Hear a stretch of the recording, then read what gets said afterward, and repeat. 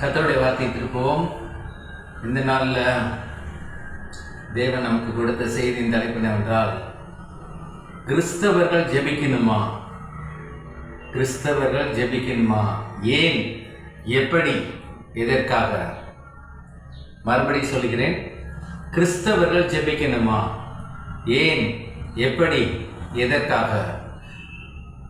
முதலாவது நாம் பார்த்தோம் என்றால், கிறிஸ்தவர்கள் ஜெபிக்கணும். கிறிஸ்தவர்கள் ஜெபிக்கணும். அதற்கு முன்பதாக நீங்கள் பார்த்தீர்கள் என்றால், ஒவ்வொரு மதத்திலும் ஒவ்வொரு விதமான வழிபாடுகள் உண்டு இந்த பூமியிலே. நாம் இந்திய தேசத்தில் இருக்கிறோம். நமக்கு தெரிந்த மதமெல்லாம் இந்து மதம், முஸ்லிம் மதம், கிறிஸ்தவ மதம், சீக்கிய மதம், பௌத்த மதம். இந்த 5 மதங்கள் தான் நமது இந்திய தேசத்தில் அநேக மாநிலங்களில் காணப்படுகிறது. இன்னும் மலைவாழ் பகுதியில் என்ன மதத்தை அவர்கள் பின்பற்றுகிறார்கள் என்று தெரியவில்லை. பழங்குடியின ஜனங்கள், அநேக மலைப்பகுதிகள் இருக்கு, அநேக ஜனங்கள் இருக்காங்க, அநேக கோத்திரங்கள் உண்டு. அவ்விதமாக ஜனங்கள் வழிபட்டு கொண்டிருக்கிறார்கள். ஒவ்வொரு மதத்தவரும் ஒவ்வொரு விதமாக ஒவ்வொரு சூழ்நிலையில் அவர்கள் தங்கள் தேவனை தொழுது கொண்டிருக்கிறார்கள். கிறிஸ்தவர்கள் ஜெபிக்கிறார்கள், முஸ்லீம்கள் தொழுகைக்கு போகிறாங்க, இந்துக்கள் கோயில் வழிபாட்டுக்கு போகிறாங்க. இப்படி ஒவ்வொரு காரியங்களாக ஒவ்வொரு மதத்தில் இருக்கு பாருங்க. கிறிஸ்தவர்கள் ஜெபித்தால்தான் தேவனால் கிரியை செய்ய முடியுமா? தேவனால் தான் பதில் கொடுக்க முடியுமா என்று கேட்டால், கிறிஸ்தவர்கள் ஜெபித்தே ஆக வேண்டும் என்று தேவன் விரும்புகிறார். ஜெபத்தை குறித்து வேதத்தில் அநேக இடங்களில் பல காரியங்கள் சொல்லப்பட்டிருக்கு. இன்றைய நாளில் கிறிஸ்தவர்கள் ஜெபிக்கணுமா? அந்த தலைப்பு கீழே நாம் பல சத்தியங்களை வேதத்தின் ஆதாரத்திலிருந்து நாம் பார்க்க போகிறோம் பாருங்க. மைய வசனமாக நாம் வாசிப்போம். 1 தெசலோனிக்கேயர் 5ஆம் அதிகாரம் 17வது வசனம். 1 தெசலோனிக்கேயர் 5ஆம் அதிகாரம் 17வது வசனம். இடைவிடாமல் ஜெபம் பண்ணுங்கள் போட்டிருக்கு. இடைவிடாமல் ஜெபம் பண்ணுங்கள். பாருங்க, கிறிஸ்தவர்கள் ஜெபிக்கணுமா அப்படின்னா, கிறிஸ்தவர்கள்லாம் யார்? கிறிஸ்தவர்லாம் யார்? நமக்கு தெரிந்த பிரகாரமாக ஆதாம் ஏவாள். இந்த உலகத்தில் ஜனங்களே இல்லாத டயத்தில் முதலாவது ஒரு மனிதனை தேவன் உண்டாக்குகிறார். பிதாவாகிய தேவன் முதலாவது மனிதனை உண்டாக்குகிறார், ஆதாம். பிற்பாடு ஆதாமுடைய சரீரத்திலிருந்து ஒரு எலும்பை எடுத்து ஏவாளை தேவன் உண்டாக்குகிறார். ஆதாம் ஏவாள் இவர்கள் தான் முதல் குடும்பமாக இந்த பூமியிலே இருந்தார்கள். அதற்கு பிற்பாடு நோவா, அதற்கு பிற்பாடு ஆபிரகாம், அதற்கு பிற்பாடு தாவீது. தாவீது ராஜாவாகிய வம்சத்தில் வந்தவர் தான் ஆண்டவராய் இயேசு கிறிஸ்து. கிறிஸ்து மரித்ததுக்கு பிற்பாடு, அடக்கம் பண்ணப்பட்டதுக்கு பிற்பாடு, உயிர் தெளிந்ததுக்கு பிற்பாடு, பரலோகம் சென்ற பிற்பாடு, அதற்கு பிற்பாடு தான் கிறிஸ்தவர்கள் என்று வேத வசனம் நமக்கு போதிக்கிறது. அநேக இடங்களில் இயேசுவை, ஆண்டவராகிய கிறிஸ்துவை அவர்கள் பின்பற்ற ஆரம்பித்தார்கள். எனக்காக தான் மரித்தார், எனக்காக தான் அடக்கம் பண்ணப்பட்டார், எனக்காக தான் உயிர் தெளிந்தார். அவர்கள் விசுவாசிக்க ஆரம்பித்தார்கள். அவர்கள் கிறிஸ்துவர்கள் என்று வேத வசனம் நமக்கு போதிக்கிறது. வேத வல்லுநர்கள் அவ்விதமாக தான் கிறிஸ்தவர்கள் அதிகமாக ஜனங்கள் பெருகி பலுகி பூமி முழுவதும் சென்றார்கள் என்று நாம் பார்க்கிறோம் பாருங்க. 12 சீடர்கள் கூட அவர்கள் இயேசுவின் சுவிசேஷத்தை எடுத்து பல 1000 கிலோமீட்டர்கள் கூட கடந்து சென்று சுவிசேஷத்தை அறிவித்தார்கள். அதன் மூலமாக அநேக ஜனங்கள் இயேசுவை ஏற்றுக்கொண்டார்கள். அதிலிருந்து பழகி பெறுகினர் தான் கிறிஸ்தவர்கள். கிறிஸ்தவர்கள் ஜெபிக்கணுமா என்று கேட்டால், கிறிஸ்தவர்கள் ஜெபிக்கணும். ஏன் ஜெபிக்கணும் அப்படின்னு நீங்க கவனிச்சீங்கன்னா, 1ஆம் அதிகாரத்து வேதத்தில் 1ஆம் அதிகாரம் ஆதியாகமத்திலே சொல்லப்பட்டிருப்பாருங்க. ஆதியாகமத்திலே சொல்லப்பட்டிருக்கு. ஆதியாகமம் 3:8 சொல்லப்பட்டிருக்கு, பகலில் குளிர்ச்சியான வேளையில் தோட்டத்தில் உலாவுகிற தேவனாய கர்த்தருடைய சத்தத்தை அவர்கள் கேட்டார்கள். பகலில் குளிர்ச்சியான வேளையில் தோட்டத்தில் உலாவுகிற தேவனாகிய கர்த்தருடைய சத்தத்தை அவர்கள் கேட்டார்கள். அப்பொழுது ஆதாமும் அவன் மனைவியும் தேவனாகிய கர்த்தருடைய சந்நிதிக்கு விலகி தோட்டத்தின் விருட்சங்களுக்குள்ளே ஒளிந்து கொண்டார்கள். கிறிஸ்தவர்கள் ஜெபிக்கணுமானா ஜெபிக்கணும். ஏன் என்று நான் பார்க்கிறோம் பாருங்க. ஏன் கிறிஸ்தவர்கள் ஜெபிக்கணும் ஏன் அப்படின்னு நம்ம பார்க்கும்போது, முதலாம் மனிதன் இந்த பூமியிலே ஆதாமை தேவன் உண்டாக்கி, அதற்கு பிற்பாடு தேவன் ஏவாளையும் உண்டாக்கி கிழக்கே ஏதேன் தோட்டத்தில் தேவன் வைக்கிறார் பாருங்க. வைத்து விட்டு மாத்திரம் கடந்து செல்லவில்லை, வைத்து விட்டும் ஒவ்வொரு நாளும் பகலில் குளிர்ச்சியான வேளையில்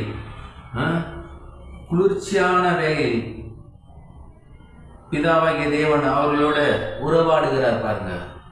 கிறிஸ்தவருடைய ஜெபம் என்பது தேவனோடு ஒரு உறவுக்கு சமானமாய் இருக்கிறது.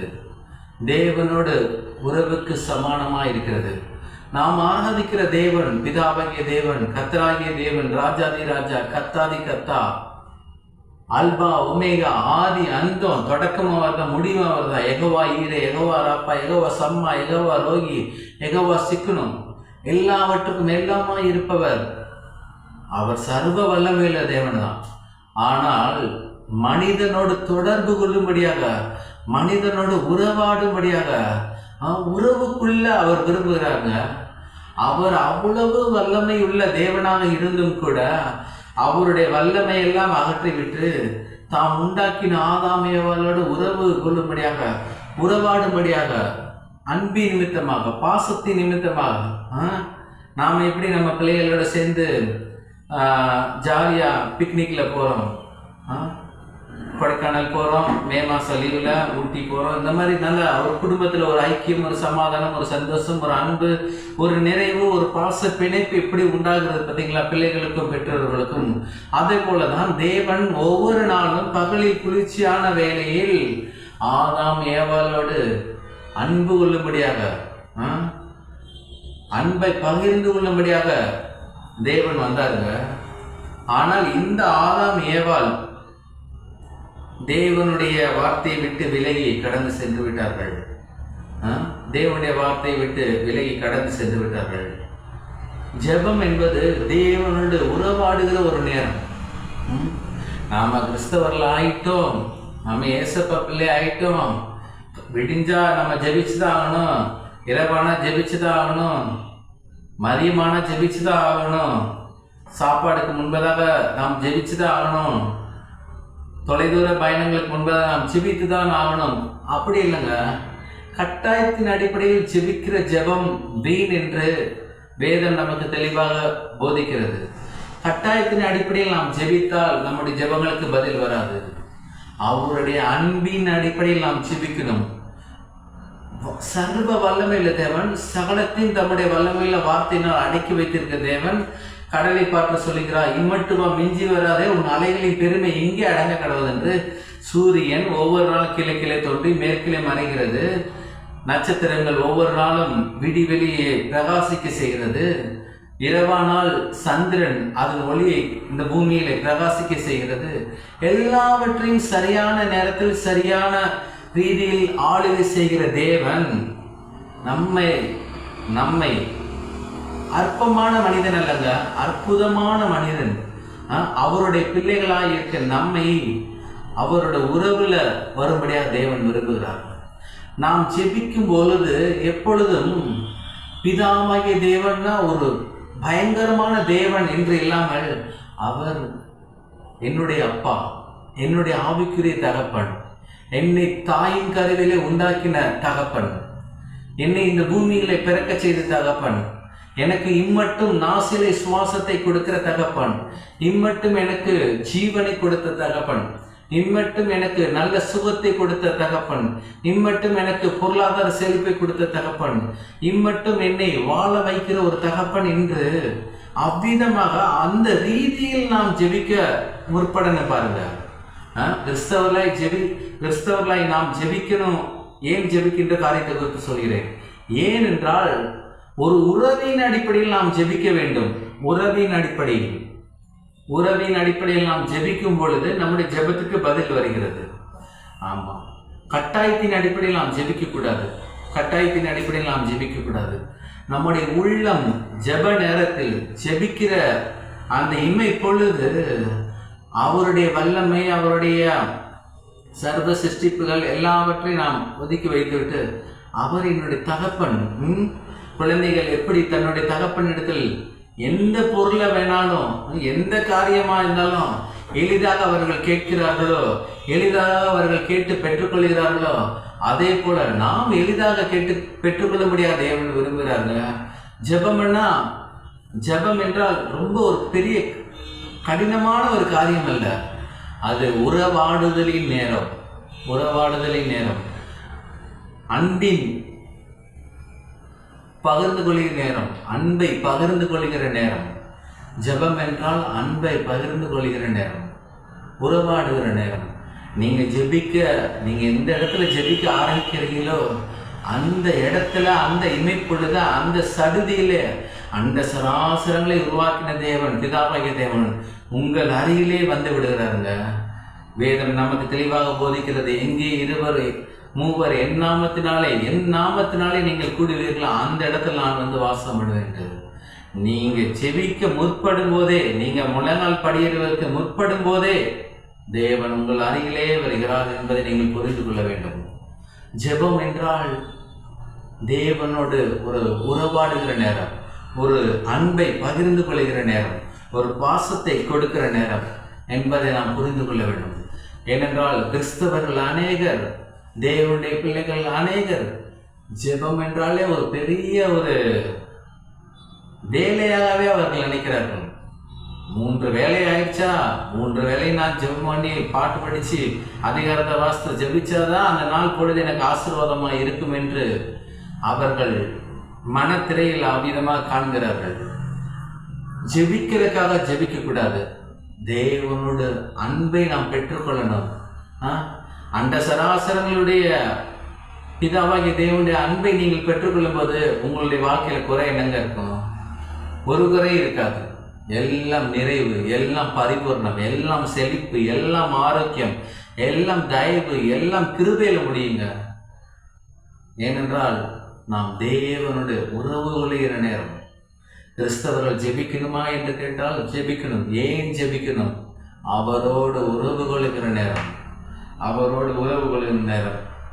ஆதாம் ஏவாளை தேவன் கிழக்கிலே ஏதேன் தோட்டத்திலே உண்டாக்கி வைத்து உறவு கொள்ளும்படியாக, அன்பை பரிமாறிக்கொள்ளும்படியாக, தம்முடைய அன்பை அவர்களுக்கு வெளிப்படுத்தும்படியாக, தம்முடைய பாசத்தை, அளவற்ற நேசத்தை அவர்களுக்கு வெளிப்படுத்தும்படியாக பிதாவாகிய தேவன் விரும்பினாருங்க.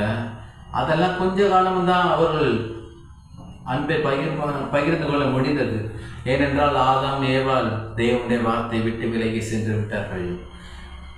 புசிக்க கூடாது என்கின்ற கனியை அவர்கள் புசித்து விட்டார்கள். அதற்கு பிற்பாடு தேவனுடைய வார்த்தையை விட்டு விலகி பிசாசின் வார்த்தைக்குள்ளாக வந்துட்டார்கள். அதற்கு பிற்பாடு வந்த சந்ததிகள் தான் நாம் கிறிஸ்தவர்கள். இப்பொழுது நாம் என்ன செய்கிறோம்? ஆதாம் ஏவாள் செய்த அதே தவறை நாம் செய்யக்கூடாது. ஆதாம் ஏவாள் தேவனுடைய வார்த்தை விட்டு விலகி சென்றார்கள், தேவனுடைய அன்பை விட்டு விலகி சென்றார்கள், தேவன் கொடுத்த பாசத்தை வேணாம் என்று உதறி தள்ளிவிட்டு போனார்கள். தேவன் கொடுத்த சொர்க்கத்தையே, ஏதேன் தோட்டம் என்றால் சொர்க்கம் என்ற வேத வசனம் நமக்கு சொல்லுகிறது. இந்த பூமியிலே காணப்பட்ட இன்பமான பரலோகத்தையே அவர்கள் விட்டு சென்றார்கள்ங்க.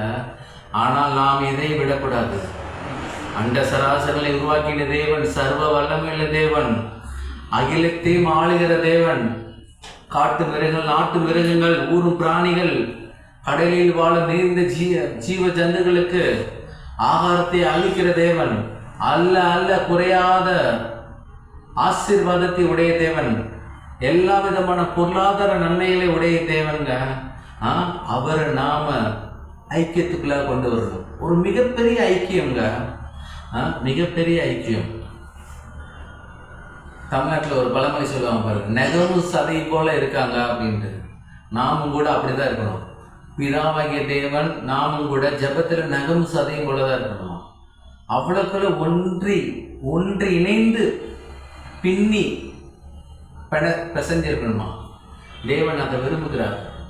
என் மகன் என் மகள் என்னோடு எப்பொழுதும் தொடர்பு கொள்கிறவர்களாக இருக்கிறார் என்று அவர் அதை யோசிக்கும் போதே இயற்கைக்கு அப்பாற்பட்ட அபாரமான நன்மைகளை உங்களுடைய வாழ்க்கையில் அருளை செய்கிறார். ஆமாம், ஏன் ஜெபிக்கணும் என்கின்ற காரியத்தை பார்த்து வருகிறோம். ஆதாம் ஏவாள் இழந்து போன அந்த உறவாடுதலை நாம் இழந்து போகாதபடிக்கு நாம் மீண்டும் புதுப்பிக்கப்பட்டு அவருடைய உறவாடுதலில் வர வேண்டும். ஆமாம், உறவாடுதலில் எவ்வளவு நேரம் நம்ம சொந்த பந்தத்தில் ஃபோனில் பேசிக்கிட்டு இருக்கோம். அவங்க தூரத்தில் இருக்கோம், நம்ம தூரத்தில் இருக்கோம். கிட்டத்தட்ட அரை மணி நேரம் 1 மணி நேரம் பேசுகிறோம். பேசி முடித்த பிறகு தான் பார்க்குறோம், ஓ இவ்வளோ நிமிஷம் நம்ம பேசிட்டோமான்ட்டு. அதே போல தாங்க, அதை காட்டிலும் மேன்மையானவர், எல்லா சொந்த பந்தத்தை காட்டிலும், எல்லா இரத்த சம்பந்தமான உறவுகளை காட்டிலும் நம்மை தாயின் கருவிலே தெரிந்து கொண்டவர், இந்த பூமியிலே பிறக்க செய்தவர், இம்மட்டும் நல்ல சுகத்தை, பலத்தை, ஆரோக்கியத்தை, நல்ல அறிவை, ஞானத்தை, நல்ல தெளிவை, நல்ல புத்தியை கொடுத்த தேவனோட உறவாடுகிற அந்த நேரத்தை நாம் கணக்கு பார்க்கக்கூடாது. ஜெபம் என்றால் நீங்கள் கணக்கு பார்க்காமல் தேவனிடத்தில் செலவழிக்கிற ஒவ்வொரு நிமிஷத்துக்கும் தேவன் உங்களுக்கு அளவில்லாத எல்லா பிரதிபலங்களையும் தேவன் கொண்டு வருகிறார். எல்லா பிரதிபலங்களையும் நீங்கள் ஜெபத்தில் என்னென்ன கேட்குறீங்களோ எல்லாவற்றையும் தேவனால் கொடுக்க முடியுங்க. வேதம் தெளிவாக சொல்கிறது, தேவனால் ஆகாத காரியம் ஒன்றுமே இல்லை. தேவனால் கூடாத காரியம் ஒன்றுமே இல்லை. தேவனால் எல்லாம் கூடும் என்ற வேத வசனம் நமக்கு தெளிவாக சொல்லுகிறது. எனவே ஜெபம் ஏன் அப்படின்னு நீங்க கேட்டீங்கன்னா, ஜெபம் என்றால் தேவனோட ஒரு உறவாடுதலின் நேரம். நாம் புரிந்து கொள்ளணும், நம்முடைய வாழ்க்கையின் மையப்பகுதி, மைய ஆதாரம் எல்லாம் தேவனோட ஒரு உறவுக்குள்ளாக இருக்கும்படியாக தேவன் விரும்புகிறார். நமக்கு எவ்வளவு பதவி இருந்தாலும், பணம் இருந்தாலும், அந்தஸ்து இருந்தாலும், படிப்பு இருந்தாலும் எல்லாம் ஒரு லெவலுக்கு தான் உதவும். ஆனால் அளவற்ற ரீதியில் நமக்கு உதவி செய்கிற ஒரே ஒருவர் பிதாவாகிய தேவன். நாம் புரிந்து கொள்ளணும், அவருக்குள்ளாக இருக்கிற அந்த அன்பின் ஐக்கிய பிணைப்பு தாங்க, அதற்கு தான் சொல்லுகிறது, இடைவிடாமல் ஜெபம் பண்ணுங்கள்னா, இடைவிடாமல் பிதாவாகிய தேவனை நீங்கள் அன்பிலே நிரப்பிக்கொண்டே இருங்கள். உங்களுடைய நாவின் கனியின் மூலமாக, ஸ்தோத்திரம் செய்கிறது மூலமாக, துதிக்கிறது மூலமாக, பாடல்களை பாடும்போது பிதாவாகிய தேவனுடைய உள்ளம் பூரிப்படைகிறது. நாம ஒரு வாக்குத்தத்தம் நிறைந்த பாடல் தான் பாடுறோம், ஆனால் அவருடைய உள்ளம் பூரிப்படைகிறது. என் மகன் என்னோடு பேசிக் கொண்டிருக்கிறான் என்று, என் மகள் என்னோடு பேசிக் கொண்டிருக்கிறான் என்று. எனவே அந்த உறவாடுதலை நீங்கள் மென்மேலும் அதிகப்படுத்தும்படியாக தேவன் விரும்புகிறார். கிறிஸ்தவர்கள் ஜெபிக்கணுமா என்று கேட்டால், கிறிஸ்தவர்கள் ஜெபிக்கணும். ஏன் ஜெபிக்கணும்? பிதாவாகிய தேவனுடைய உறவாடுதல், அவருடைய அன்பின் ஐக்கியம், அவருடைய பாச பிணைப்பு, அவருடைய அளவில்லாத ஆனந்தம் நமக்குள்ளாக வரும்படியாகவும், நம்மிடத்திலிருந்து அவருக்குள்ளாக செல்லும்படியாக நாம் ஜெபிக்கிறோம். இரண்டாவது காரியம், எப்படி ஜெபிக்கணும், ஏன் ஜெபிக்கணும் பார்த்தோம். அவருடைய உறவாடுதலுக்காக எப்படி ஜெபிக்கணும் பார்த்தால், வேத வசனம் நமக்கு சொல்லுகிறது, இந்த பூமியிலே அனுப்பப்பட்ட ஆண்டவராய் இயேசு கிறிஸ்து பிதாவாகிய தேவனுடைய வார்த்தையை சொல்லிக்கொண்டே இருந்தார். தேவனால் அனுப்பப்பட்டவர் தேவனுடைய வார்த்தைகளை அளவில்லாமல் சொல்லிக் கொண்டிருந்தார். நாமும் கூட ஜெபத்தில் அண்ட சராசரங்களை உருவாக்கின தேவனுடைய நாமத்தை நாம் தொழுது கொள்ளும்போது நம்முடைய வாயிலிருந்து புறப்படுகிற ஒவ்வொரு வார்த்தையும் ஜீவனுள்ளதாக இருக்கணும், மற்றவர்களுக்கு பிரயோஜனம் உள்ளதாக இருக்கணும், தேவனை பிரியப்படுத்துகிற வார்த்தையாக இருக்கணும், தேவனுக்கு உகந்த வார்த்தையாக இருக்கணும். அண்ட சராசரங்களை உருவாக்கின தேவனுடைய நாமத்தை நாம் தொழுது கொள்ளும்போது நம்முடைய வாயின் வார்த்தைகள் மிக சுருக்கமாக மிக சுருக்கமாக இருக்கும்படியாக தேவன் விரும்புகிறார். மிக சுருக்கமாக நாம் ஜெபிக்க வேண்டும் என்றால் ஒன்றே ஒன்றுதான் நாம் ஜெபிக்க முடியும். தேவனுடைய வார்த்தை நாம் எடுத்து அறிக்கை செய்து நாம் ஜெபிக்கும் போது நாம் ஜெபிக்கிற எல்லா ஜெபங்களுக்கும் பிதாவாகிய தேவன் நமக்கு பதில் அளிக்கிறாருங்க. வேத வசனத்தில், வேத பகுதியில், இந்த வேதாகம புஸ்தகத்தில் 8000க்கும் அதிகமான விசுவாசம் நிறைந்த வாக்கு தத்தங்கள் அவருடைய பிள்ளைகளுக்காக கொடுக்கப்பட்டிருக்கிறது.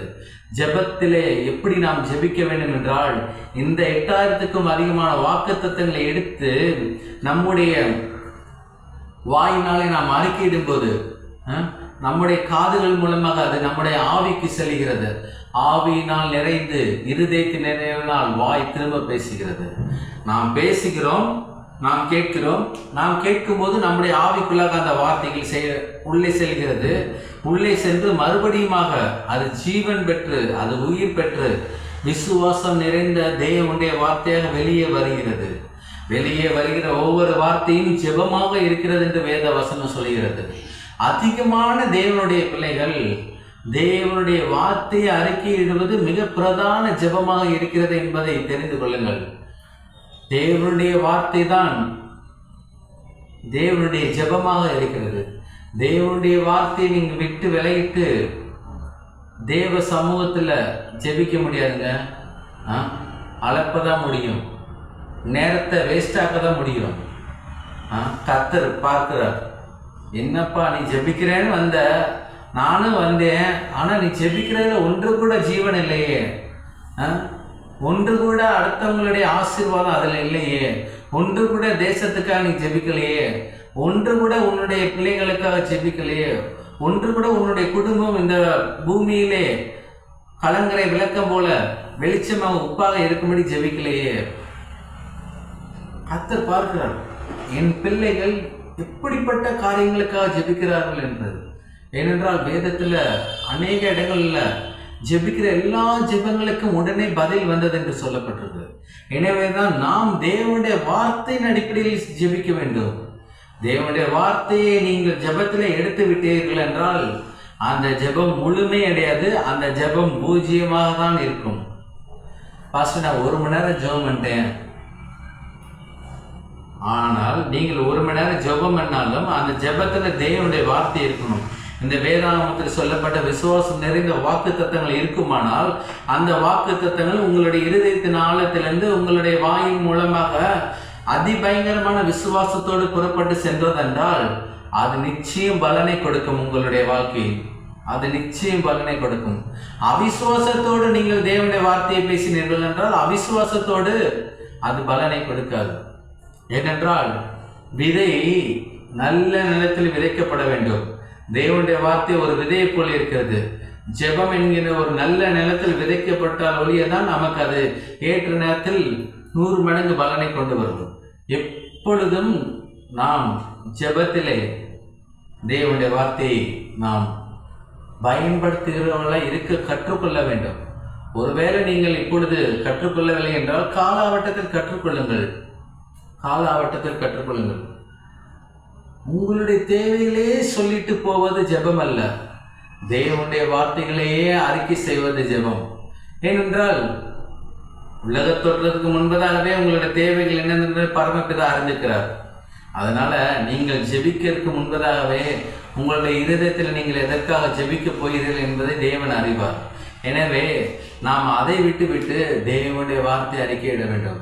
நம்முடைய வாழ்க்கைக்கு, நம்முடைய வெற்றிக்கு, நம்முடைய ஆரோக்கியத்துக்கு, நம்முடைய சுகத்துக்கு, நம்முடைய நீடிய வாழ்வுக்கு, நம்முடைய கடன் பிரச்சனை போவதற்கு, தேவனுடைய ஞானம் நமக்குள்ளாக விளங்குவதற்கு தேவனுடைய வார்த்தையை நாம் அறிக்கை செய்ய வேண்டும். நாம் அறிக்கை செய்யதான் தேவன் அதை வலிக்க செய்கிறார். அதை அப்படியே ஆகும் என்று தேவன் சொல்கிறார். அப்படியே ஆகும் என்று சொல்கிறார். எப்படி ஜெபிக்க வேண்டும் என்றால் 2 நாளாகமம் 7:14 சொல்லப்பட்டிருக்கு. என் நாமம் தரிக்கப்பட்ட என் ஜனங்கள் தங்களை தாழ்த்தி ஜெபம் பண்ணி தாழ்த்தணுமா. தேவ சமூகத்தில், தேவனுடைய பிரசன்னத்தில், ஜெபத்தில் வீராப்பு இருக்கக்கூடாது, ஆணவம் இருக்கக்கூடாது. அதிகாரம் இருக்கக்கூடாது, மேட்டிமை இருக்கக்கூடாது, பெருமை இருக்கக்கூடாது. நான் ஜெப வீரன், நான் ஜெப வீரின்னு பெருமை இருக்கக்கூடாது. என்னால் 2 மணி நேரம் முழங்காலே ஜெபிக்க முடியுங்க, என்னை போல யாரும் ஜெபிக்க முடியாது, பெருமை இருக்கக்கூடாது. பெருமை உள்ளவனுக்கு தேவன் எதிர்த்து நிற்கிறார். மனுஷன் எதிர்த்து நிற்கல, தேவனே எதிர்த்து நிற்கிறார். அண்ட சராசரங்களை உருவாக்கின தேவன். எனவே பெருமை இருக்கக்கூடாது, தாழ்மை இருக்க முடியாது தேவன் விரும்புகிறார். ஏன் தாழ்மை இருக்கும்படியாக தேவன் விரும்புகிறார் என்றால், குமாரனாய் இயேசு கிறிஸ்துவே இந்த பூமியிலே அவர் தாமே தாழ்த்தி நம்மை பிசாசின் கரத்திலிருந்து விடுதலையாக்க முடியாத அவரே தாழ்த்தினார்ல. அவரே தாழ்த்தப்பட்டவராய் இருக்கிறார். அவரே இந்த பூமியிலே இந்த புழுதியிலே பிறந்து நமக்காக பாடுகள் பட்டார். நாம கூட ஜெபத்துல தாழ்த்தணுங்க, நாம கூட ஜெபத்துல தாழ்த்தணும். நம்முடைய ஜெபம் மிகவும் வல்லமை உள்ளதாக இருக்க வேண்டும். வல்லமை உள்ளதாக இருக்க வேண்டும் என்றால் நம்முடைய ஜெபத்தில் தேவனுடைய வார்த்தையை நாம் அறிக்கை செய்து கொண்டே இருக்க வேண்டும். அதை தவிர வேற ஒன்றும் நம்முடைய ஜெபமாக இருக்கக்கூடாது என்று வேதம் நமக்கு போதிக்கிறதுங்க. மற்ற அநேக ஜனங்கள், தேவனுடைய வார்த்தை குறித்து வெளிப்பாடு இல்லாத ஜனங்கள் எப்படி ஜெபிக்கிறார்கள் என்றால், மத்தேயு புஸ்தகத்தில் 6ஆம் அதிகாரம் 7ஆம் வசனத்தில் சொல்லப்பட்டிருக்கு, அன்றையும் நீங்கள் ஜெபம் பண்ணும் போது அஞ்சாணிகளைப் போல வீண் வார்த்தைகளை அளப்பாதீங்கள், அவர்கள் அதிக வசனத்தினால் தங்கள் ஜெபம் கேட்கப்படும் என்று நினைக்கிறார்கள். அதிக வசனத்தினால் அப்படி இருக்கக்கூடாது.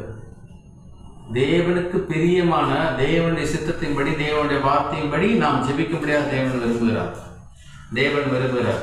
அப்பேற்பட்ட ஜெபத்துக்கு தான் தேவன் பதில் கொடுக்கிறவரா இருக்கிறார், பதில் கொடுக்கிறவரா இருக்கிறார். எப்படி ஜெபிக்க வேண்டும் என்றால், கிறிஸ்தவர்கள் ஜெபிக்கணுமா? ஜெபிக்கணும். எப்படி ஜெபிக்க வேண்டும் என்றால், சோதனைக்கு உட்படாதபடிக்கு ஜெபிக்கணுமா? சோதனைக்கு உட்படாதபடிக்கு ஜெபிக்கணுமா? நாம் ஜெபிக்கிறதுல உறுதியாய் கருத்திருக்கணுமா? மார்க் 14:38 சொல்லப்பட்டிருக்கு, நீங்கள் சோதனைக்கு உட்படாதபடிக்கு விழித்திருந்து ஜெபம் பண்ணுங்கள். ஆவி உற்சாகம் உள்ளதான், மாம்சமோ பலவீனம் உள்ளது. ஆவி உற்சாகம் உள்ளது, மாம்சமும் பலவீனம் உள்ளது. அப்போஸ்தலர் 2:42 சொல்லப்பட்டிருப்பாருங்க. அப்பொழுது அப்போஸ்தலருடைய உபதேசத்திலும் அந்யோன்யத்திலும் அப்பம் பிக்குதலிலும் ஜெபம் பண்ணுதலிலும் உறுதியாய் கருத்திருந்தார்கள். உறுதியாய் கருத்திருந்தார்கள். அப்போஸ்தலர் என்ன செய்தார்கள்? உறுதியாய் கருத்திருந்தார்கள் ஜெபம் பண்ணுதல்.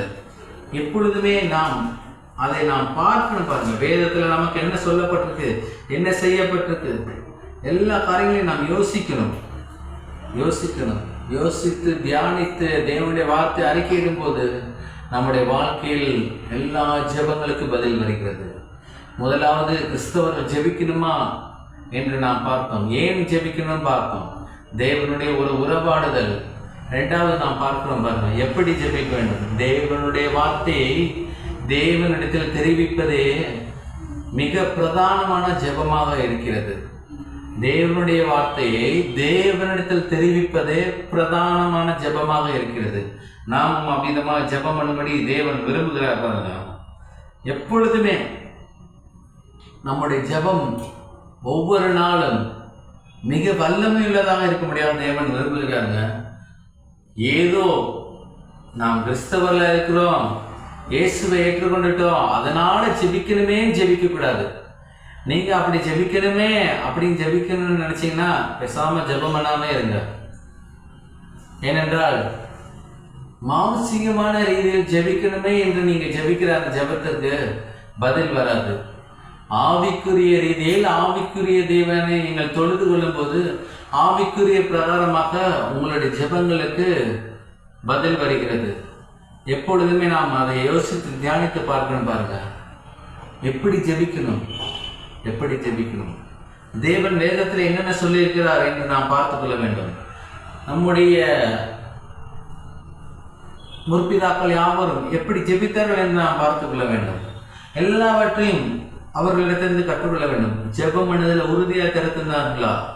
சோதனைக்கு உட்படாதபடிக்கு அவர்கள் விழித்திருந்த ஜெபம் பண்ணாங்களா? ஜெபத்துல வீண் வார்த்தையிலே அவர்கள் அளப்பாது இருந்தார்கள். எப்பொழுதுமே அதை தேவன் முன்குறித்துக்கிட்டே இருக்கிறார் பாருங்க. ஜெபத்துல வீண் வார்த்தைகள் அளக்கப்படாதான், எல்லாமே கர்த்தர் முன்குறித்துக்கிறார்.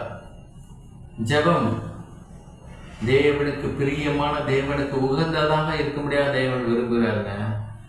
எனவே ஒவ்வொரு நாளும் கிறிஸ்தவர்கள் எப்படி ஜெபிக்க வேண்டும் என்றால், தேவனுடைய வார்த்தையை எடுத்து அறிக்கை செய்து ஜெபத்திலே தேவனுக்கு நீங்கள் தெரியப்படுத்துங்கள். ஜெபத்திலே தெரியப்படுத்துங்கள். நீங்கள் எந்த தேவனுடைய வார்த்தையை எடுத்து ஜெபத்திலே நீங்கள் தெரியப்படுத்துகிறீர்களோ, அந்த ஜெபத்திலே அந்த தேவனுடைய வார்த்தை தேவன் உங்களுக்கு பலிக்க செய்கிறதா இருக்கிறார், பலிக்க செய்கிறார். சுகத்துக்குரிய விசுவாச வார்த்தைகளை எடுத்து நீங்கள் ஜெபத்திலே நீங்கள் அபியாசப்படுத்தும் போது சுகம் உங்களுடைய பங்காக மாறுகிறது. ஐஸ்வர்யத்துக்குரிய விசுவாச வார்த்தைகளை எடுத்து நீங்கள் ஜெபத்திலே பயன்படுத்தும் போது அந்த ஐஸ்வர்யம் உங்களுக்குரியதாக மாறுகிறது. வேதத்தில் எல்லாம் கொடுக்கப்பட்டிருக்குங்க. மனிதனுக்கு தேவையான சுகம், பலன், ஆரோக்கியம், நீடிய ஆயுள், சமாதானம், சந்தோஷம், மகிமை, தயவு, கிருபை எல்லாம் கொடுக்கப்பட்டிருக்கு. வேத வசனங்களாக, விசுவாச அறிக்கைகளாக கொடுக்கப்பட்டிருக்கு, வாக்குத்தத்தங்களாக கொடுக்கப்பட்டிருக்கு. எல்லாவற்றையும் நீங்கள் எடுத்து அறிந்து ஆராய்ந்து ஜீவனுக்கு ஏதுவான வார்த்தைகளை நீங்கள் ஜெபத்திலே பயன்படுத்தும் போது அந்த வசனத்தின் அடிப்படையில் தேவன் உங்களுக்கு ஜெபத்திற்கு பதில் கொடுக்கிறவராக இருக்கிறார். வசனத்தின் அடிப்படையில், வார்த்தையின் அடிப்படையில் தேவன் ஜெபத்திற்கு பதில் கொடுக்கிறவராக இருக்கிறார். எப்பொழுதுமே நாம் அதை புரிந்து கொள்ள வேண்டும். நம்முடைய ஜெபம் என்பது வேறு, தேவன் தீர்மானித்திருக்கின்ற ஜெபம் என்பது முற்றிலும் வேறு. நாம் இந்த பூமியிலே வாழ்கிறதுனால இந்த பூமிக்குரிய பிரச்சனைகளே நாம் அதிகமாக யோசித்து தியானித்து நம்முடைய மனதில் அதிகமாக நாம் சேர்த்து வைத்திருக்கிறோம். அதன் அடிப்படையில் நாம் போய் தேவ சமூகத்தில், தேவ பிரசனத்தில் ஜெபிக்க கூடாது. நாம் ஜெபிக்க வேண்டும் என்றால் தேவனுடைய வார்த்தை, விசுவாச வார்த்தை, வாக்குத்தத்தங்கள் நிறைந்த வார்த்தை, நம்பிக்கை நிறைந்த வார்த்தை, ஜீவனுள்ள வார்த்தை, ஆகாரத்தை அளிக்கிற வார்த்தை, ஆசீர்வதிக்கிற வார்த்தையை நாம் பேசணும். எப்படி ஜெபிக்க வேண்டும், இவை எல்லாவற்றையும் அடிப்படையில் மையமாக வைத்து ஜெபிக்கும் போது தேவன் பதில் கொடுக்கிறவராக இருக்கிறார். தேவன் பதில் கொடுக்கிறவராக இருக்கிறார். இன்றைய நாட்களில் அநேகருடைய ஜெபத்திற்கு பதில் வராத காரணம், அந்த ஜெபத்தில் தேவனுடைய வார்த்தை இல்லை, அந்த ஜெபத்தில் வல்லமை இல்லை, அந்த ஜெபத்தில் ஜீவனே இல்லை, ஜீவனற்ற வார்த்தைகள் இருக்கிறது. எனவே நம்முடைய ஜெபம் உயிருள்ளதா இருக்கணும். ஏனென்றால் நாம் ஆராதிக்கிற தேவன் ஜீவனுள்ள தேவன்க. ஜீவனுள்ள தேவனிடத்தில் ஜீவனுள்ள வார்த்தைகள் செல்லும் போது அது நமக்கு ஜீவனாக பதில் கொடுக்கிறதா இருக்கிறது. ஜீவனாக பதில் கொடுக்கிறதா இருக்கிறது. எப்பொழுதுமே நாம் அதை குறித்து ஒரு ஞான உணர்வோடு இருக்க முடியாத தேவன் விரும்புகிறார் பாருங்க. ஞான உணர்வோடு இருக்கணும் எப்பொழுதுமே. பவுலும் சீலாவும் குறித்து நாம் வேதத்தில் பார்க்கிறோம் பாருங்க. அப்போஸ்தலர் 16:25 சொல்லப்பட்டிருக்கு, நடுராத்திரியிலே பவுலும் சீலாவும் ஜெபம் பண்ணி நடுராத்திரியிலே தேவனை துதித்து பாடினார்கள். காவலில் வைக்கப்பட்டவர்கள் அதை கேட்டுக்கொண்டிருந்தார்கள். நடுராத்திரியிலே பல்வேறு விதமான பிரச்சனைகள் மத்தியிலே என்ன செஞ்சுட்டாங்களா? ஜெபம் பண்ணாங்களா? தேவனை துதித்து பாடினார்கள். அதற்கு பிற்பாடு நீங்கள் பார்த்தீர்கள் என்றால் சிறைச்சாலைகள் கதவுகள் திறக்கப்பட்டது, அவர்களுடைய கட்டுகளெல்லாம் அவர்களுடைய கட்டுகள் எல்லாம் கலன்றது என்று நாம் பார்க்கிறோம். பவுலும் சீலாவும் ஜெபம் பண்ணி, எப்பொழுது ஜெபம் பண்ணார்கள்? நடுராத்திரியில. வீட்டில் அவங்க தூங்கிட்டு ஜெபம் பண்ணலங்க, சிறைச்சாலையில ஜெபம் பண்ணாங்க. சிறைச்சாலையில ஜெபம் பண்ணாலும் கர்த்தர் பதில் கொடுக்கிறவராக இருக்கிறார். சிறைச்சாலையிலே தேவனை துதித்து பாடிக்கொண்டிருந்தார்கள். நாம எந்த இடத்துல இருக்கிறோம் என்பது முக்கியம் அல்ல. எப்பேற்பட்ட சூழ்நிலையாக இருந்தாலும் எப்படிப்பட்ட தேவனை நாம் தொடர்பு கொள்கிறோம், எப்படிப்பட்ட தேவனிடத்தில் நாம் ஜெபிக்கிறோம் என்பது மிக மிக முக்கியமாக இருக்கிறது. ஆமா, இன்றைக்கு அநேகருக்கு சூழ்நிலை சாதகமாக இருக்கணும், இடம் நல்லா இருக்கணும், அநேக ஆவிக்குரிய ஆட்கள் இருக்கணும், அப்பதான் ஜெபம் வரும். ஆனால் நம்முடைய ஆண்டவராக இயேசு கிறிஸ்து முற்றிலும் வேறுபட்டவருங்க. நான் ஜெபிக்கும் போது யாருமே வேணாம் என்று தனிமையான இடத்துக்கு செல்கிறார். ஏனென்றால் குமாரனாகிய இயேசு கிறிஸ்து கொண்டு புரிந்திருக்கிறது, நான் ஜெபிக்க ஆரம்பித்தாலே பிதாவாகிய தேவன் என்னோடு என் அருகிலே இருக்கிறார், வேறு யாரும் தேவையில்லை, வேறு யாரும் தேவையில்லை என்று ஒரு ஞான உணர்வு குமாரனாகிய இயேசு கிறிஸ்து உண்டாக்கி பாருங்க. நமக்கு ஞான உணர்வு உண்டாகணும். எந்த சூழ்நிலையில் இருக்கிறோம் என்பது முக்கியமல்ல, எப்படிப்பட்ட பிரச்சனைக்குள்ளாக நாம் கடந்து செல்கிறோம் என்பது பிரச்சனை இல்லை, எப்படிப்பட்ட கடனில் இருக்கிறோம் என்பது பிரச்சனை இல்லை, எப்படிப்பட்ட சரீரத்தில் வியாதியோடு இருக்கிறோம் என்பது பிரச்சனை இல்லை, குடும்பத்தில் எப்பேற்பட்ட பிரச்சனை இருந்தாலும், குடும்பத்தில் சமாதானம் இல்லை என்றாலும், குடும்பத்தில் பிள்ளைகளால பிரச்சனைனாலும், இல்லை குடும்பத்தில் இரத்த சம்பந்தமான உறவுகளால பிரச்சனைனாலும், எந்த சூழ்நிலை அடிப்படையில் நம்முடைய ஆவி தேவ ஆவியின தொடர்பு கொள்ளும்படியாக ஜெபத்தை வைத்திருக்கிறார். நம்முடைய ஜெபத்துக்கெல்லாம் பதில் தேவன் என்பதை நாம் புரிந்து கொள்ள வேண்டும். தேவன் எப்பொழுதுமே புரிந்து கொள்ள வேண்டும். ஏன் ஜெபிக்கணும்? அவருடைய உறவாடுதல், அவருடைய அன்பை பகிர்ந்து கொள்கிற நேரமாக இருக்கிறது, பாசத்தை பகிர்ந்து கொள்கிற நேரமாக இருக்கிறது. எப்படி ஜெபிக்க வேண்டும்? நாம் தேவனுடைய வார்த்தையை பேச வேண்டும். குமாரனாகிய இயேசு கிறிஸ்துவே தேவனுடைய வார்த்தையை பேசினார். பவுலும் சீலாவும் பேதுருவும் அப்போஸ்தலர்கள் பல்வேறு பிரச்சனைகளின் அடிப்படையிலும் தேவனுடைய வார்த்தையை மாத்திரம் அவர்கள் பேசினார்கள், தேவனை மாத்திரம் துதித்து பாடினார்கள். விசுவாசம் நிறைந்த காரியத்தோடு அவர்கள் செயல்பட்டு இந்த பூமியில் அநேக நன்மைகளை அவர்கள் பெற்றுக்கொண்டார்கள். எப்பொழுதும் கர்த்தர் சொல்றார், எப்பொழுதும் இடைவிடாமல் ஜெபம் பண்ணுங்கள். எப்பொழுதும் தேவ பிரசன்னத்திலே இருங்க, தேவ மகிமையிலே இருங்க, தேவ ஆளுகைக்குள்ளாக இருங்க, தேவனுடைய அன்பிலே இருங்க, தேவனுடைய கிருபைக்குள்ளாக இருங்க, தேவனுடைய ஐஸ்வர்யத்துக்குள்ளாக இருங்க, தேவனுக்குள்ளாக சந்தோஷமா இருங்க, தேவனுடைய சமாதானத்தோடு இருங்க தேவன் சொல்றார். இடைவிடாமல் ஜெபம் பண்ணுங்கள் என்றால் ஒன்றுதான், இடைவிடாமல் தேவனோடு தொடர்பு கொள்ளுங்கள், இடைவிடாமல் தேவனையே துதித்துக் கொண்டீர்கள் என்று சொன்னாலும் ஒன்றுதான். எப்பொழுதுமே நாம் அதை புரிந்து கொள்ள வேண்டும். தனிமையாக இருக்கும், யாருமே இல்லை அப்படின்னாலும் நீங்கள் நல்லா ஜெபிக்கிற நேரம், ஜெபத்தில் குறைவு இருந்தால் ஜெபத்திலே நிறைவு பெறும்படியாக நாம் தேவனிடத்தில் கேட்க வேண்டும். ஜெபத்திலே குறைவு இருந்தால் ஜெபத்திலே நிறைவு பெறும்படியாக நாம் தேவனிடத்தில் கேட்க வேண்டும். கேட்கிற யாருக்கும் தேவன் பாரபட்சம் இல்லாமல் கொடுக்கிறார்கள்.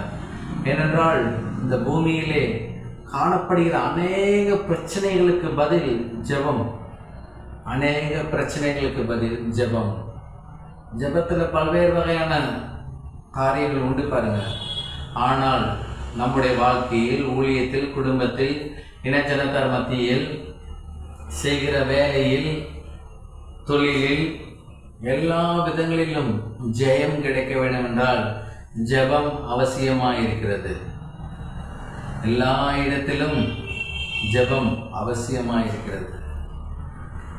எனவே தான் ஜெபத்தை குறித்து வேத வசனம் நமக்கு தெளிவாக போதிக்கிறது. ஜெபத்தை குறித்து வேத வசனம் நம்ம தெளிவாக சொல்லப்பட்டிருக்கு பாருங்க. எபேசியர் புத்தகத்தில் 6ஆம் அதிகாரம் 18ஆம் வசனத்தில் சொல்லப்பட்டிருக்கு, எந்த சமயத்திலும் சகல விதமான வேண்டுதலோட விண்ணப்பத்தோடும் ஆவியினாலே ஜெபம் பண்ணி. எப்படி ஜெபம் பண்ணுமா? மாம்சீகமா இல்லை. மாம்சீகமா ஜெபித்தால் அதில் குறைவு உண்டு. ஆவியானவர் துணையோடு ஆவியினாலே நாம் ஜெபித்தால் அதில் நிறைவு உண்டு, அதில் நமக்கு பலன் உண்டாகிறது. ஆவியினாலே ஜெபம் பண்ணி அதன் பொருட்டு மிகுந்த மன உறுதியோடும் சகல பரிசுத்தவான்களுக்காகவும் பண்ண வேண்டுதலுடன் விழித்துக் கொண்டிருங்கள். எந்த சமயத்திலும் சகல விதமான வேண்டுதலுடன் விண்ணப்பத்தோடும் ஆவியினாலே ஜெபம் பண்ணுமா. நம்முடைய ஜெபம் எப்பொழுதும் ஆவியான ஒரு துணை கொண்டு ஆவியினாலே ஜெபிக்கிற ஜெபமாக இருக்க வேண்டும். ஆவியினாலே ஜெபிக்கிற எல்லா ஜெபத்திற்கும் பிதாவாகிய தேவன் உடனே பதில் கொடுக்கிறவராக இருக்கிறார். உடனே பதில் கொடுக்கிறவராக இருக்கிறார். எப்பொழுதுமே நம்முடைய ஜெபம் அப்படிதான் இருக்கணுமா? அதற்கு ஆதாரமாக இன்னொரு வசனம் சொல்லப்பட்டிருப்பாங்க. யூதா 1:20. நீங்களோ பிரியமானவர்களே, உங்கள் மகா பரிசுத்தமான விசுவாசத்தின் மேல் உங்களை உறுதிப்படுத்தி கொண்டு பரிசுத்த ஆவிக்குள் ஜெபம் பண்ணி நம்முடைய ஜெபம் எப்படிப்பட்டதா இருக்கணுமா? பரிசுத்த ஆவிக்குள் ஜெபம் பண்ணணும். நம்முடைய ஜெபம் தேவனுடைய வார்த்தை மாத்திரம் ஜெபிக்கிறவர்களா இருக்கணும். நம்முடைய ஜெபம் தேவனுக்கு பிரியமா இருக்கணும். இதை தான் தேவன் விரும்புகிறார். கிறிஸ்தவர்கள் ஜெபிக்கணுமா என்று கேட்டால் ஜெபிக்கணும். ஏன் ஜெபிக்கணும்? தேவனுடைய அன்பை பகிர்ந்து கொள்ளும்படியாக, தேவனோடு உறவாடும்படியாக நாம் ஜெபிக்க வேண்டும். எப்படி ஜெபிக்க வேண்டும்? பரிசுத்த ஆவிக்குள்ளாக ஜெபிக்க வேண்டும். பரிசுத்த ஆவியானோட துணை கொண்டு நாம் ஜெபிக்க வேண்டும். ஆவியானுடைய வெளிச்சத்தோடு நாம் ஜெபிக்கும்படி தேவன் விரும்புகிறார் பாருங்க. அப்படி நாம் ஜெபிக்கிற ஒவ்வொரு ஜெபங்களுக்கும் பிதாவாகிய தேவன் உடனே பதில் கொடுக்கிறவராக இருக்கிறார். எதற்காக ஜெபிக்க வேண்டும்? 3வது பாயிண்ட். முதலாவது ஏன் ஜெபிக்கணும், 2வது எப்படி ஜெபிக்க வேண்டும், 3வது எதற்காக ஜெபிக்க வேண்டும். பதில் பெறுகிறதுக்காக நாம் ஜெபிக்க வேண்டும். ஜெபிச்சு ஜெபிச்சு ஜெபிச்சு அப்படியே செங்கல் மேல வச்சு வீடு கட்டுறது இல்லைங்க. நாம் செய்கின்ற ஒவ்வொரு காரியத்திலும் ஒரு பிரதிபலன் உண்டாகணும். நாம் ஒன்று செய்தால் அதற்கு பலன் உண்டாகணும். அதை கர்த்தர் விரும்புகிறார். இன்றைய தினத்தில் அநேக விசுவாசிகள் தேவனை குறித்து ஒரு வெளிச்சம் இல்லாதனால அவர்கள் என்ன செய்கிறார்கள் என்றால், தங்களுடைய ஞான குறைவில் நாம் ஜெபிச்சு வைப்போம். இந்த 2026 ஜூன் மாதம் கர்த்தர் எப்போ பதில் கொடுக்குறாரோ அவருக்கு இஷ்டம் போல அவர் எப்போ கொடுக்குறாரு கொடுக்கட்டும். 2027 கொடுக்குறாலும் கொடுக்கட்டும், இல்லை 2028 கொடுக்குறாலும் கொடுக்கட்டும், இல்லை 2029 கொடுக்குறாலும் கொடுக்கட்டும். அவருக்கு எப்போ மனம் வந்து பதில் கொடுக்குறாரோ அப்போ கொடுக்கட்டும். இன்றைய தினத்தில் நூற்றுக்கணக்கான ஆயிரக்கணக்கான கிறிஸ்தவ விசுவாச பிள்ளைகள் அமிதமாக இருக்கிறார்கள். ஜெபிச்சு வைப்போம் இல்லைங்க. ஜெபிச்சு இல்லைங்க. பதில் பெறுகிற ஜெபமாக இருக்கணும். ஜெபிச்சு வைக்கிற ஜெபமாக இருக்கக்கூடாது. தேவனுடைய பிள்ளைகள் பதில் பெறுகிற ஜெபமாக இருக்க வேண்டும். நம்முடைய ஜெபத்திற்கு பதில் கிடைக்குதா என்கின்ற ஒரு ஞான உணர்வு உண்டாக வேண்டும். நீங்க தேவனோடு சரியான ரீதியில் உறவாடினீர்கள் என்றால், தேவனுடைய அன்பை சரியான ரீதியில் புரிந்து கொண்டீர்கள் என்றால், அவருடைய அன்பின் பாச கயிறுகளாக நீங்கள் இருப்பீர்கள் என்றால், அவர் வைத்த அளவற்ற கிருபைக்குள்ளாக நீங்கள் இருப்பீர்கள் என்றால், தேவனுடைய வார்த்தையை நீங்கள் அறிக்கை செய்வீர்கள் என்றால், பரிசுத்த ஆவிக்குள்ளாக பரிசுத்த ஆவியான துணை கொண்டு நீங்கள் ஜெபிப்பீர்கள் என்றால், உங்கள் ஜெபத்திற்கு நிச்சயம் பதில் உண்டாகும். வேதத்தில் அதிக ஆதாரங்கள் உண்டு. ஜெபத்திற்கு பதில் உடனே வந்தது என்று. பவுலும் சீலாவும் நடுராத்திரில ஜெபம் பண்றாங்க, துதித்து பாடினார்கள், அப்பொழுது உடனே பதில் வந்தது. பேதுரு ஒரு இடத்துல ஜெபிக்கிறாரு. ஜெபிச்சு பார்த்தா ஒரு சிறுவன் மரித்தாச்சு, செத்தே போயிடுச்சு அந்த சிறுவன். ஆனாலும் வேத வசனம் என்ன சொல்லுகிறது என்றால், அப்போஸ்தலர் 9:40 பேதுரு எல்லோரையும் வெளியே போக செய்து முழங்கால் படியிட்டு ஜெபம் பண்ணி அழல, அந்த இடத்துல கவலைப்படல, கண்ணீர் விடல. அந்த இடத்துல பேதுரு என்ன செய்றாரு? முழங்கால் படியிட்டு ஜெபம் பண்ணி பிரேதத்தின் புறம்பாய் திரும்பி தபித்தாலே எழுந்திரு என்றார். அப்பொழுது அவள் தன் கண்களை திறந்து பேதுருவை பார்த்து உட்கார்ந்தாள். ஜெபம் பண்ணின அடுத்த நிமிடமே பதில் பெற்றதென்றால், அவர்கள் தேவனுடைய வார்த்தை குறித்து, இயேசுவை குறித்து எவ்வளவு ஒரு விசுவாசம் நிறைந்த சீடர்களாக இருந்திருக்கிறார்கள் என்பதை நாம் புரிந்து கொள்ள வேண்டும். தேவன் இன்னார், குமாரனை இயேசு கிறிஸ்து இன்னார், பரிசுத்த ஆவியானவர் இன்னார், விசுவாச வாக்குத்தத்தங்கள் இன்னது என்று அவர்கள் புரிந்து வைத்ததினாலே ஜெபம் பண்ணி உடனே அந்த சிறுவனை தேவன் உயிரோடு எழுப்பி கொடுத்தார் பாருங்க. எப்பொழுதுமே அதுதான் உடனே பதில் வந்ததுங்க. பேதுரு ஜெபம் பண்ணிட்டு நான் போயிடுறேன், நான் போய் ஒரு வாரம் கழிச்சு உங்க பொண்ணு உயிரோட எழும்புவோம் அப்படின்னு சொல்லல. இல்லை ஜெபம் பண்ணிட்டு ஒரு நாள் வெயிட் பண்ணுப்பா, நானும் கூடவே இருக்கேன், அந்த பெண்ணை எந்திரிச்சுன்னு சொல்லல. ஜெபம் பண்ணி முடித்து அடுத்த மறு நிமிடமே அந்த பெண் எழுந்திருந்து உட்கார்ந்தாள். நம்முடைய ஜெபம் எப்படிப்பட்டதா இருக்கணும்? இந்த பேதுரு ஜெபித்தது போல இருக்க வேண்டும். ஏனென்றால் பேதுருக்குள்ள இருக்கிற அதே இயேசு கிறிஸ்து நமக்குள்ளாகவும் இருக்கிறார். பேதுரு பெற்றுக்கொண்ட பரிசுத்த ஆவியானவர் அதே பரிசுத்த ஆவியானவர் நமக்குள்ளாக இருக்கிறார். பேதுரு பெற்றுக்கொண்ட தேவனுடைய வல்லமை நமக்குள்ளாக கிரியை செய்கிறது குமாரன் இயேசு கிறிஸ்து மூலமாக. எனவே பேதுருவோட ஜெபத்திற்கு பதில் கொடுத்தார், நம்முடைய ஜெபத்திற்கு தேவன் பதில் கொடுப்பார். கிறிஸ்தவர்கள் ஜெபிக்கணுமா? எதற்காக என்றால் பதில் பெற்றுக்கொள்ளும்படியாக ஜெபிக்கும்படியாக விரும்புகிறாங்க, தேவன் விரும்புகிறார். அது மாத்திரமல்ல, வேதத்திலே மிக முக்கியமான ஜெபம் சொல்லப்பட்டிருப்பாருங்க. புதிய ஏற்பாட்டில் யாக்கோபு எழுதின புத்தகத்தில் சொல்லப்பட்டிருக்கு. யாக்கோபு 5:17-18 எலியா என்பவன் நம்மை போல, உங்களை போல, என்ன போல பாடுள்ள மனுஷனாயிருந்தும் மழை பெய்யாதபடிக்கு கருத்தாய் ஜெபம் பண்ணினான். அப்பொழுது 3 வருஷமும் 6 மாதமும் பூமியின் மேல் மழை பெய்யவில்லை. 18வது வசனம். மறுபடியும் ஜெபம் பண்ணினான். அப்பொழுது வானம் மழையை பொழிந்தது, பூமி தன் பலனை தந்தது. எலியா என்பவன் நீதிமான் இல்லைங்க, அதிக வரம் பெற்ற பெரிய பெரிய ஆட்கள் இல்லைங்க, நம்மை போல சாதாரணமா உங்களை போல நேற்று ரட்சிக்கப்பட்ட ஒரு மனிதரை போல ஒரு சாதாரணமான ஆளு தான். வேதனை நமக்கு அப்படிதான் வசனம் சொல்லுது பாருங்க. நம்மை போல ஒரு பாடல்ல மனுஷன். எலியாவுக்கு பாடு இல்லைன்றீங்களா? நம்மை காட்டிலும் அதிகமான பாடுபட்டிருக்காருங்க, நம்மை காட்டிலும். ஆனாலும் அந்த இடத்துல என்ன சொல்லப்பட்டிருக்குன்னா, மழை பெய்யாதபடிக்கு கருத்தாய் ஜெபம் பண்ணினான். கருத்தாய் ஜெபம் பண்ணினான். ஜெபம் பண்ண உடனே 3 வருஷமா 6 மாதம் மழை பெய்யல, பூமியின் மேல் மழை பெய்யவில்லை என்று வேதவசனம் சொல்கிறது. மறுபடியும் ஜெபம் பண்ணான். அப்பொழுது வானம் மழையை பொழிந்தது, பூமி தன் பலனை தந்தது. கருத்தாய் ஜெபம் பண்ணணும், பதில் பெறும்படியாக ஜெபம் பண்ணணும். அதை நாம் புரிந்து கொள்ள வேண்டும். இந்த ஜெபத்தை குறித்து வேத வசனங்கள் பல்வேறு விதமாக நமக்கு போதிக்கிறது, பல்வேறு விதமான காரியங்களை நமக்கு வெளிப்படுத்துகிறது. ஜெபத்தை குறித்து, இந்த ஜெபத்தை குறித்து சொல்லப்படுகிற வார்த்தைகள் ஒரு வாரத்திலே சொல்லி முடியாதுங்க, 1 மணி நேர பிரசங்கத்திலே சொல்லி முடியாது. வேதாகமத்தில் ஆதியாகமம் 1ஆம் அதிகாரத்திலிருந்து 1ஆம் வசனத்திலிருந்து வெளிப்படுத்தல் வரையும் ஜெபத்தை குறித்து மையமாகவே ஆதாரமாகவே சொல்லப்பட்டிருக்கு. பல விதமான வெளிப்பாடுகள். ஜெபத்தை குறித்து நாம் புரிந்து கொள்ள வேண்டும் என்றால், தேவ ஆவியினுடைய வெளிச்சத்தோடு ஒவ்வொரு நாளும் நாம் வீடுகளை ஜெபிக்கும் போது ஜெபத்தை குறித்து நாம் அதிகமாக புரிந்து கொள்ள முடியும். ஜெபத்தை குறித்து அதிக வாரங்கள் பேச முடியும் பாருங்க.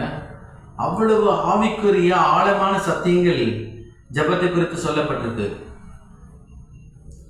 இந்த 20ஆம் நூற்றாண்டுல 21ஆம் நூற்றாண்டுல ஜெபத்தை குறித்து கிட்டத்தட்ட 50 வாரங்கள்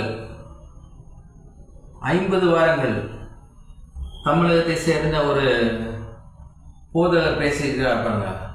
ஜெபம் என்றால் என்ன, ஜெபத்திற்கும் தேவனுக்கும் தொடர்பு எப்படி உண்டாகிறது, மனிதன் ஜெபிக்கும்படியாக தேவன் ஏன் விரும்புகிறார், மனிதன் ஜெபித்தால் தான் பதில் வருமா, பல்வேறு விதமான தலைப்புகள்ல கிட்டத்தட்ட 50 வாரங்கள்.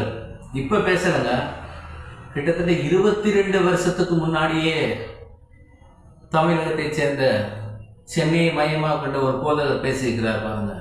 22 வருஷத்துக்கு முன்னாடியே 50 வாரங்கள் தொடர்ந்து ஜெபத்தை குறித்து பேசுகிறார். எவ்வளவு வெளிப்பாடான சத்தியங்கள் இந்த ஜெபத்தில் இருக்கிறது, எவ்வளவு ஆவிக்குரிய நன்மைகள் இந்த சத்தியத்தில் இருக்கிறது பாருங்க. எப்பொழுதுமே நாம் புரிந்து கொள்ள வேண்டும், எதையும் அசால்ட்டாக எண்ணக்கூடாது. ஜெபம் என்று வரும்போது தேவனை பிரியப்படுத்துகிறதா இருக்க வேண்டும். ஜெபம் என்று வரும்போது தேவனுடைய வார்த்தையை அறிக்கை செய்கிறதா இருக்க வேண்டும். ஜெபம் என்று வரும்போது பதில் பெறுகிற ஜெபமாக இருக்க வேண்டும். கர்த்தர் அதை தான் விரும்புகிறார். இன்றைய தினத்தில் நீங்கள் முடிவெடுங்கள், ஜெபத்தை குறித்து அதிகமாக தியானிங்கள். நான் ஜெபித்தால் தேவன் நிச்சயம் பதில் கொடுப்பார். நாம் ஜெபித்தால் கொஞ்சம் யோசித்து பாருங்களேன். தேவனை அறியாத பிள்ளைகள் எத்தனை ஆயிரம் ஜனங்கள் ஏதோ ஒரு அற்பமான காரியத்துக்காக, ஒன்றுமே இல்லாத காரியத்துக்காக தங்களை தாங்களே வருத்தி கொண்டு அவர்கள் தேடிக்கொண்டிருக்கிறார்கள் பதிலை. ஆனால் பதில் கொடுக்கிற தேவன் இன்னார் என்று நீங்களும் நானும் தேவனுடைய ஞானத்தினாலே நாம் பெற்று வைத்திருக்கிறோம் பாருங்க. அவர்கள் தேடிக்கொண்டே இருக்கிறார்கள் பதிலை. எவ்வளவு காலம் தேடிக்கொண்டே இருக்கிறார்கள் என்றால் தங்களுடைய ஜீவன் போகு மட்டும் தேடிக்கொண்டே இருக்கிறார்கள். ஆனால் நாம் அப்படி இல்லை. நமக்கு பதில் இயேசு, நமக்கு பதில் கல்வாரி சிலுவை, நமக்கு பதில் அடக்கம் பண்ணப்பட்ட இயேசு, நமக்கு பதில் சிலுவையில் அடிக்கப்பட்ட இயேசு, நமக்கு பதில் 3ஆம் நாள் உயிர் தெளிந்த இயேசு, நமக்கு பதில் இன்றளவும் நமக்காக பரிந்து பேசிக் கொண்டிருக்கிற இயேசு, நமக்கு பதில் கல்வாரி சிலுவை. ஜெபத்திற்கு பதில் கல்வாரி சிலுவை, ஜெபத்திற்கு பதில் கல்வாரி சிலுவை. கல்வாரி சிலுவையில் ஆண்டவரை இயேசு கிறிஸ்து அடிக்கப்படவில்லை என்றால் பதில் நமக்கு வந்திருக்காது. பதிலாகிய இயேசு. ஆதாம் ஏவாள் பாவம் செய்தார்கள், அது கேள்வி. பதில் ஆண்டவரை இயேசு கிறிஸ்து சிலுவை மரத்தில் உங்களுக்காகவும் எனக்காகவும் உங்கள் குடும்பத்துக்காகவும் என் குடும்பத்துக்காகவும் அவர் அடிக்கப்பட்டார், நொறுக்கப்பட்டார், வேதனைக்கு உட்படுத்தப்பட்டார், பாடுபட்டார், தலையிலே முட்கிரீடத்தை சுமந்தார், தலையிலே முட்கிரீடத்தை சுமந்தார். ஏனென்றால் நம்முடைய வாழ்க்கையில் காணப்படுகிற எல்லா விதமான தரித்திரம் நீங்கும்படியாக தேவன் செயல்பட்டாருங்க.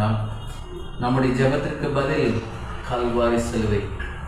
கிறிஸ்தவர்கள் ஜெபிக்கணுமா என்று கேட்டால் ஜெபிக்கணும். கிறிஸ்தவர்கள் ஏன் ஜெபிக்கணும், எப்படி ஜெபிக்கணும், எதற்காக ஜெபிக்கணும் என்றால் இந்த 3 காரியத்துக்கும் பதில் கல்வாரி சிலுவை. கல்வாரி சிலுவையில் அடிக்கப்பட்ட ஆண்டவரை இயேசு கிறிஸ்து, அவர் ஒருவர் மாத்திரம்தான் பதிலாக இருக்கிறார், பதில் தருகிற ஜெய கிறிஸ்துவாகவே இருக்கிறார். ஜெபித்தால் பதில் வரும். ஜெபமோ ஜெயம் என்று வேதத்தில் எங்கேயும் சொல்லப்படலங்க.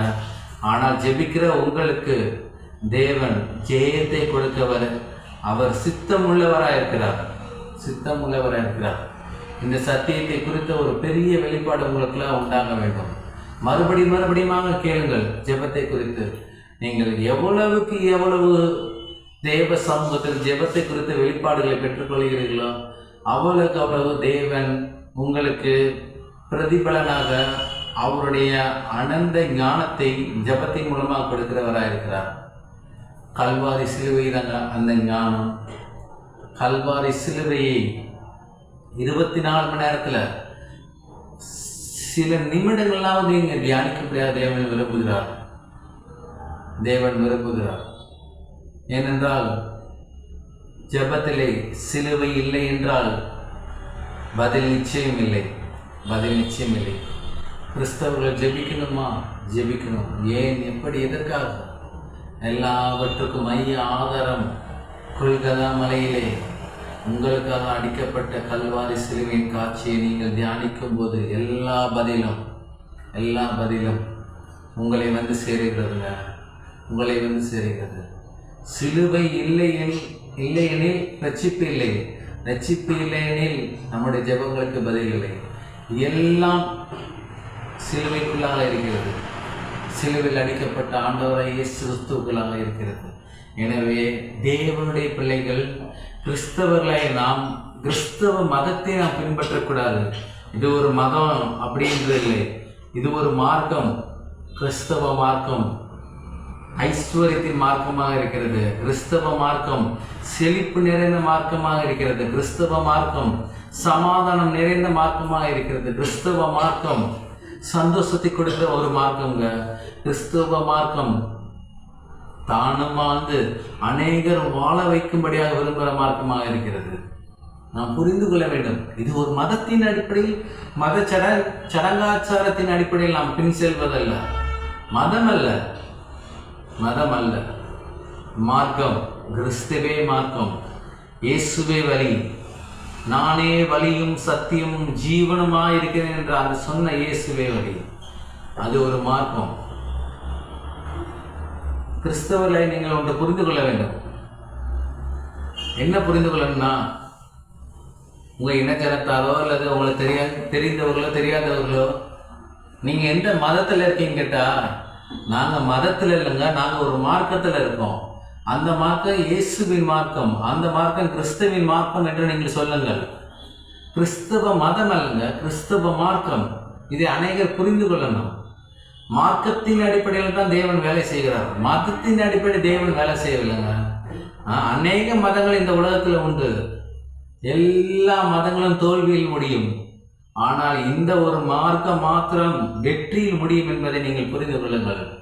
வெற்றியுள்ள மார்க்கம், ஜீவனுள்ள மார்க்கம், ஆசீர்வாதத்தை கொண்டு வருகிற மார்க்கம், ஐஸ்வர்யத்தை கொண்டு வருகிற மார்க்கம், ஞானத்தை கொண்டு வருகிற மார்க்கங்க. இந்த பூமியிலே பிசாசானவன் வைத்திருக்கிற எல்லா பிரச்சனைகளுக்கும் பதில்தான் இந்த மார்க்கம், கிறிஸ்துவின் மார்க்கம். கிறிஸ்துவே வழி, இயேசுவே வழி, சிலுவையே வழி, தேவனுடைய வார்த்தையே வழி, ஜெபமே வழி. எனவே நாம் புரிந்து கொள்ள வேண்டும், கிறிஸ்தவர்கள் எப்படியெல்லாம் வாழலாம் அப்படியெல்லாம் வாழ முடியாதுங்க. நமக்கு ஒரு மார்க்கம் இருக்குது, நமக்கு ஒரு சில கட்டுப்பாடுகள் இருக்குது. ஆமாம், அந்த கட்டுப்பாடுகளின் அடிப்படையில் தான் நாம் இந்த பூமியில் ஒரு வெற்றியுள்ள வாழ்க்கையை வாழ முடியும். தேவனை அறியாத பிள்ளைகள் எப்படியும் வாழ்ந்துடலாம். ஆனால் தேவனை அறிந்த பிள்ளைகள் ஒரு வெற்றியுள்ள வாழ்க்கை வாழ வேண்டும் என்றால், ஒரு ஞான உணர்வுள்ள ஒரு ஆவிக்குரிய ஆசீர்வாதமான வாழ்க்கை வாழ வேண்டும் என்றால், தேவன் நிர்ணயித்த வழியின் அடிப்படையில் தான் நாம் செல்ல வேண்டும். நம்முடைய சுய சிந்தனையின் அடிப்படையில் செல்லக்கூடாது.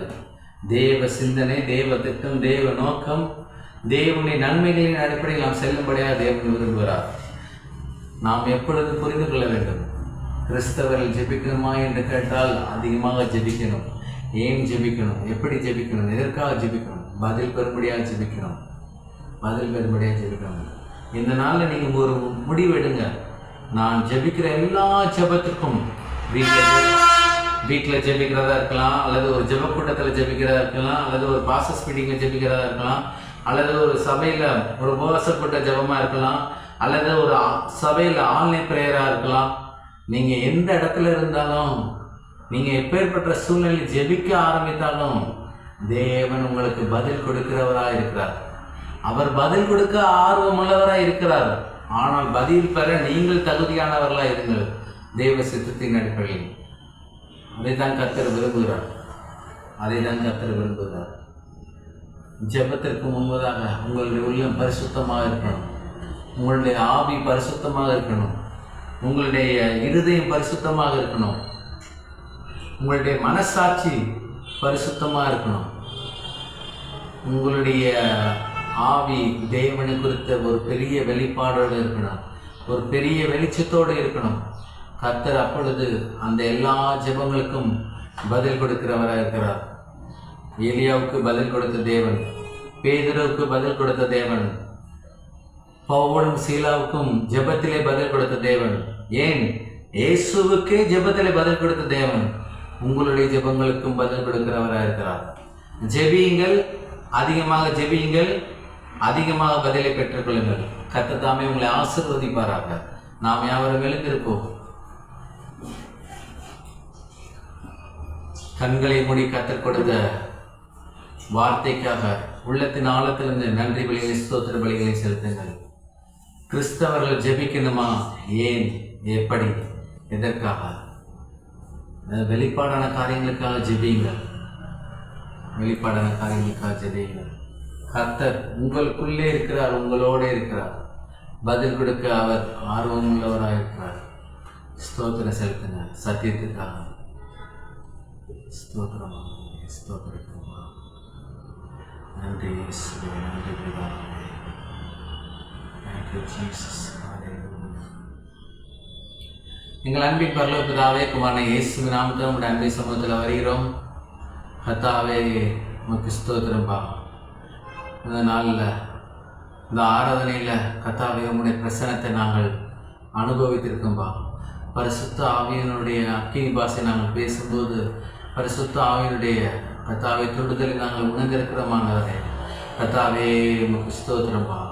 கிறிஸ்தவர்கள் ஜெபிக்கணுமா, ஏன் ஜெபிக்கணும், எப்படி ஜெபிக்கணும், எதற்காக ஜெபிக்கணும் என்கின்ற வெளிப்பாடான காரியங்களுக்காக உமக்கு ஸ்தோத்திரமானவரே. கர்த்தாவே ஜெபத்தில் நாங்கள் இன்னும் முன்னேறி செல்ல எங்களுக்கு ஆவியிலே பலனாய் நீர் இருக்கிறபடியாக ஸ்தோத்திரப்பா. நாங்கள் ஜெபத்தில் ஜெபிக்கிற எல்லா ஜெபங்களுக்கும் பதில் கொடுக்கிற தேவனாகவே நீர் இருக்கிறபடியாக ஸ்தோத்திரமானவரே. பதில் கொடுக்கிற தேவன் எங்களுக்குள்ளாவே இருக்கிறபடியாக ஸ்தோத்திரம்பா. கர்த்தாவே உமக்கு ஸ்தோத்திரம். இந்த சத்தியங்கள் கர்த்தாவே 100 மடங்காக கர்த்தாவே ஏற்ற நேரத்தில் எங்களுடைய ஆவிக்குரிய இருதயமாகிய நிலத்திலிருந்து விளைய செய்யப்படுகிற ஸ்தோத்திரமானவரே. கர்த்தாவே சத்தியத்தை கேட்க கடந்து வந்த உங்களுடைய பிள்ளைகள் ஒவ்வொருவரையும் ஆசீர்வதிக்கிறார்கள். ஒவ்வொரு குடும்பத்திலும் கர்த்தாவே ஜெபத்திற்கு பதிலை கொடுக்கிறபடியாக ஸ்தோத்திரம். அந்தந்த குடும்பங்களில் கர்த்தாவே ஏறெடுக்கிற எல்லா விண்ணப்பங்களுக்கு பதில் கொடுக்கிறபடியாக ஸ்தோத்திரமானவரே. சந்தோஷம், சமாதானம், சுகம், நீடிய ஆயுள், ஐஸ்வர்யம், கனம், மகிமை, கர்த்தாவே கிருபை, தயவு, ஞானம், அறிவு, புத்தி, தீர்க்காயுசு எல்லாவற்றையும் உடைய பிள்ளைகளுடைய வாழ்க்கையில் நீ பெருக பண்ணுங்க, ஆசீர்வதிங்க, வழி நடத்துங்க. இயேசு கிறிஸ்துவ நாம் ஜெபிக்கிறோம் ஜீவனில் நல்ல பிதாவே, ஆமென். என் ஆத்துமாவை கர்த்தரை ஸ்தோத்திரி, என் மூலமையோட பரிசுத்த நாமத்தை ஸ்தோத்திரி. என் ஆத்துமாவை கர்த்தரை ஸ்தோத்திரி, கர்த்தர் செய்த சகல உபகாரங்களை என்றும் மறவாதே. ஆமென்.